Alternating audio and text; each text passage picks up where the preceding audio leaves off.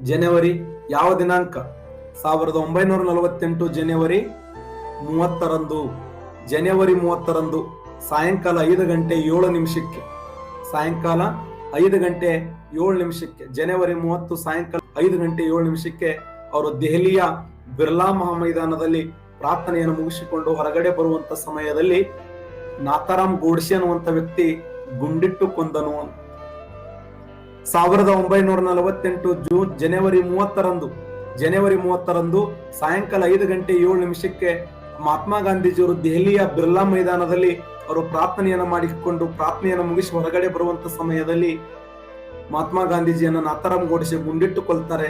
ಗುಂಡಿಟ್ಟು ಕೊಂದಂತ ಸಮಯದಲ್ಲಿ ಅವರ ಬಾಯಿಲೆ ಬಂದಂತ ಕೊನೆಯ ಶಬ್ದ ಏನಂದ್ರೆ ಹರೇ ರಾಮ್ ಅನ್ನುವಂತ ಶಬ್ದ.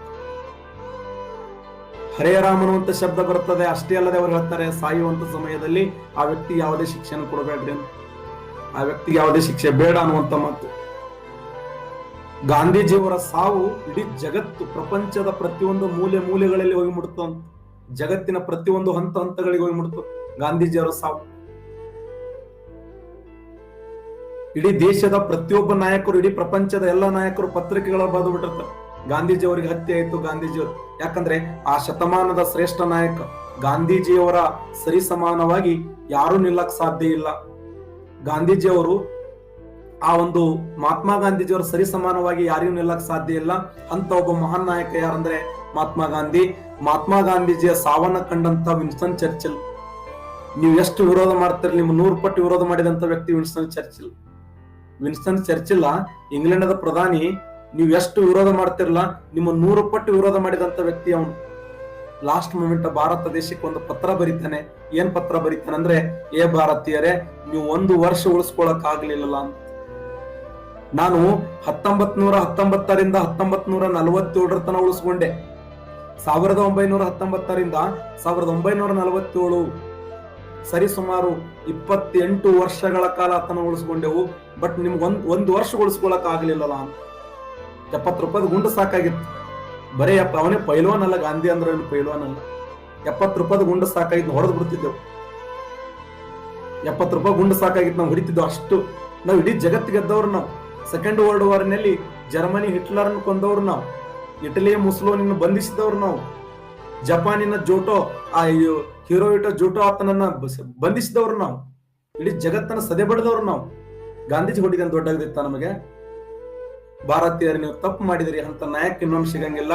ನಾವ್ ಎಷ್ಟೇ ಬಾರಿ ನಿಮ್ಗೆ ಅವಮಾನ ಮಾಡಿದೆವು, ಎಷ್ಟೇ ಬಾರಿ ನಿಂದಿಸಿದೆವು, ಎಷ್ಟೇ ಬಾರಿ ಹೇಳಿದೆವು. ಆದರೆ ಗಾಂಧೀಜಿಯವರು ಕೊನೆಯವರೆಗೆ ತಮ್ಮ ಮಾರ್ಗ ಬಿಡಲಿಲ್ಲ, ತಮ್ಮ ಸಿದ್ಧಾಂತವನ್ನು ಬಿಟ್ಟುಕೊಳ್ಳಿಲ್ಲ, ತಮ್ಮ ವಿಚಾರವನ್ನು ಬಿಟ್ಟುಕೊಳ್ಳಿಲ್ಲ. ಯಾವತ್ತು ದುಡುಕಿದವರಲ್ಲ, ಸತ್ಯ ಮತ್ತು ಅಹಿಂಸೆಯ ಮಾರ್ಗವನ್ನು ಅನುಸರಿಸಿದವರು.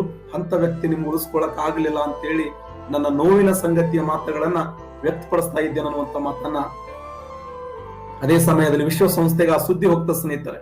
ವಿಶ್ವಸಂಸ್ಥೆಗೆ ಹೋದ ಸಮಯದಲ್ಲಿ ವಿಶ್ವಸಂಸ್ಥೆಯ ಆ ಒಂದು ಮಹಾಕಾರ್ಯದರ್ಶಿಗಳು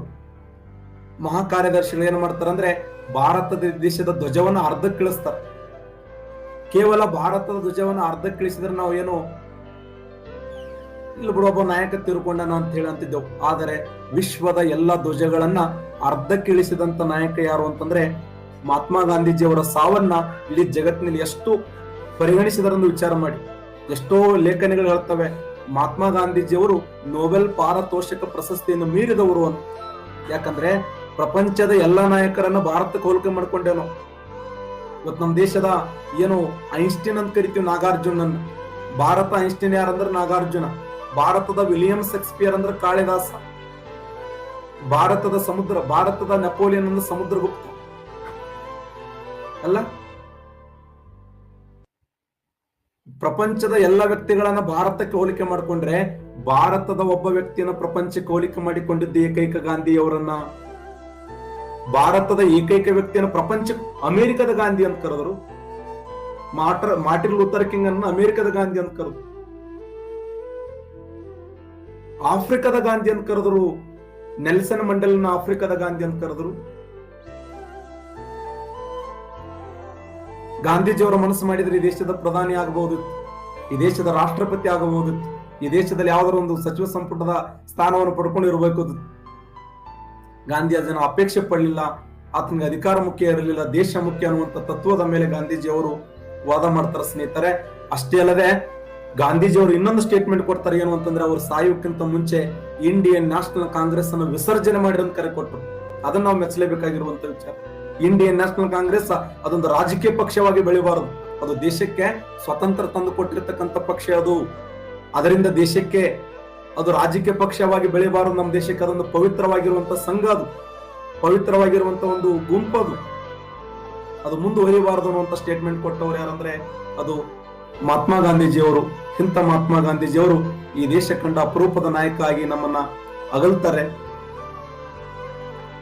ಒಟ್ಟಾರೆಯಾಗಿ ಭಾರತ ಇತಿಹಾಸ ಅಲ್ಲ, ಪ್ರಪಂಚದ ಇತಿಹಾಸದಲ್ಲಿ ಅಂದ್ರೆ ಆಗಿನ ಶತಮಾನ ಏನು 1900ರಿಂದ 2000ರವರೆಗೆ, ಅಂದರೆ ಸರಿಸುಮಾರು ಆ 19ನೇ ಶತಮಾನ ಅಂತ ಏನು ಕರಿತೀವಲ್ಲ, 19ನೇ ಶತಮಾನವನ್ನು ಕಂಡಂತ ಮಹಾನ್ ವ್ಯಕ್ತಿ ಅಂದ್ರೆ ಮಹಾತ್ಮ ಗಾಂಧಿ.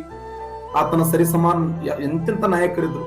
ಜರ್ಮನಿ ಹಿಟ್ಲರ್ ಇದ್ದ, ಇಟಲಿಯ ಮುಸೋಲಿನಿ ಇದ್ದ, ಜಪಾನಿನ ಹಿರೋಹಿಟೋ ಇದ್ದ, ಅಮೆರಿಕದ ಎಫ್ ರೂಸ್ವೆಲ್ಟ್ ಇದ್ದ,